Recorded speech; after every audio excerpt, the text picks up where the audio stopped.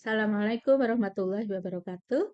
Mari adik-adik kita lanjut materi akad atau perjanjian Islam. Nah, sumber hukumnya di Indonesia ya, kita belajar akad atau perjanjian Islam di Indonesia. Itu sumbernya adalah Undang-Undang Nomor 21 Tahun 2008 tentang Perbankan Syariah, Undang-Undang Nomor 17 Tahun 2012 tentang Koperasi, Perma 2 Tahun 2008 tentang KHES, kemudian ada putusan Dewan Syariah Nasional. Nah, akad adalah pertemuan ijab atau penawaran dan qabul atau penerimaan sebagai pernyataan kehendak dua pihak atau lebih untuk melahirkan suatu akibat hukum pada objeknya.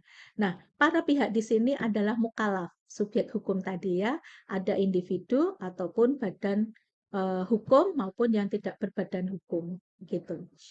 Nah, unsur-unsur akad itu yang pertama ada kesepakatan pertemuan antara ijab dan qabul dari kedua belah pihak tadi, dari para subjek hukum tadi.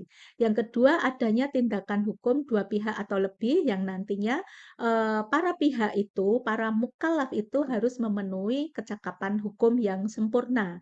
Yang ketiga adalah adanya tujuan akad untuk melahirkan akibat hukum.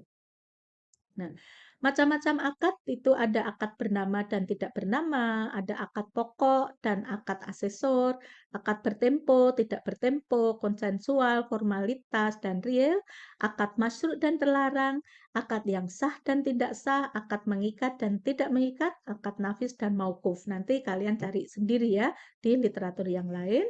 Kemudian ada beberapa pembagian akad ya tadi akad pokok, akad tambahan, akad asesor, kemudian dikenal juga ada istilah wan prestasi yang diatur di dalam pasal 36 kompilasi hukum ekonomi syariah. Yang pertama unsurnya adalah tidak melakukan apa yang dijanjikan untuk melakukannya, melaksanakan apa yang dijanjikannya tetapi tidak sebagaimana dijanjikan.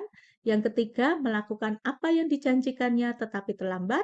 Atau yang keempat, melakukan sesuatu yang menurut perjanjian tidak boleh dilakukan.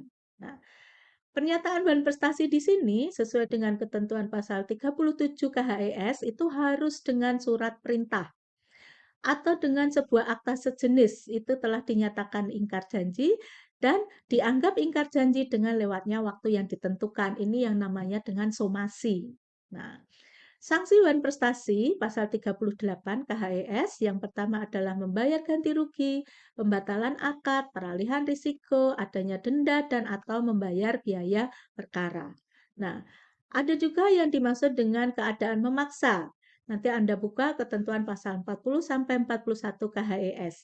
Keadaan memaksa atau darurat adalah keadaan di mana salah satu pihak yang mengadakan akad itu terhalang untuk melaksanakan prestasinya. Demikian, Assalamualaikum warahmatullahi wabarakatuh.